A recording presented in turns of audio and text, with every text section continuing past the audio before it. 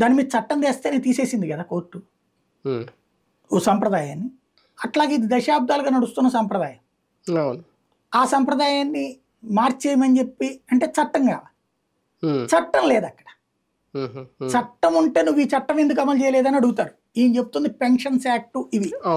అవేంటి, నువ్వు రిటైర్ అయిన తర్వాత ఇచ్చే డబ్బులు వీటికి సంబంధించి జీతాలు వచ్చాలు అంతే తప్పించి అందులో కూడా ఏం రాశారు, 10% ప్రతిపక్షం ఎవరైతే వాళ్ళకన్నారు. ప్రతిపక్షం 10% ఉండాల్సిందే అని కానీ ప్రతిపక్షం 10% లేదని వీళ్ళు ఏమంటారంటే అందులో ప్రతిపక్షం 10 అని రాయలేదు కదా అంటారు.